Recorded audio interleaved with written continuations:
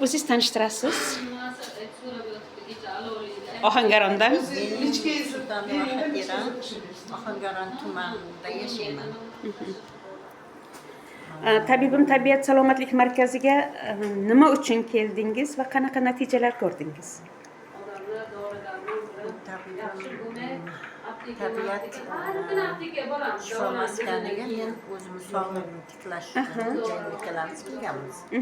Men birinchi Telegramda buni kuzatdim. Bir 8 oy kuzatdim. 8 oydan ham ko'pmashdi.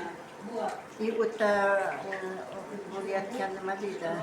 Jarayonlarni kuzatib borib, shifo topayotganlarda o'zim meni kasalligim bor odamlar shifo topayotganini ko'rib kelishga qaror qildim. Qanaqa kasallik bezovta qilardi sizni? Men birinchi bo'lib nevaramni olib keldim-da, o'shandan boshlab nevaramni olib keldim. 15 yoshli nevaramni suyak siljish, poзвоночниgiga kishayib ketgan. O'shani olib keldim, betga keldik. Apparat bilan tekshirdim o'lkalarni hammasini, kasallarini, icha dori berishdi.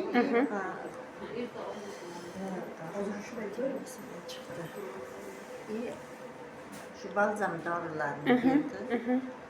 O'shalarni ichib, nevaram bir haftada o'zgarish zo'r bo'ldi. Mashalloh. O'sha nevaram mana 2 kurs lecheniya olgandan keyin hozir tuzalib ketdi, o'zimizda o'layapmiz. Hozir mana shu dori oyog'i og'ir. Yana nima deydi, xo'jayinimda mana shu oyoqlar og'rir edi. Yana qanday kasalliklar bor edi, mana shu ko'p kasalliklar bordi. Mana shu yerga kelib, unga ham biz o'sha kecha dorilardan ichdik. O'sha suyak dorilardan artrit, balzam dorilardan olib ichib, natijamiz zo'r bo'ldi-da. Mashalloh. Natijamiz zo'r bo'lganidan kelib keyin mana bu bochka, rossiyskiy bochka, nima deydi uni? Motorga qo'ymaydi. Yo'q. Gidrobochka ularga tushdik. Sog'lig'imiz zo'r. Mashalloh.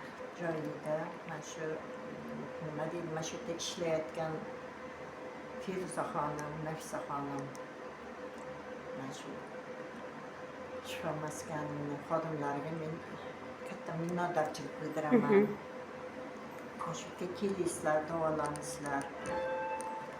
Natijasi zo'r. Ilohim, ko'z tegmasin, ko'z tegmasin. Nima bo'lib chiqolmasin.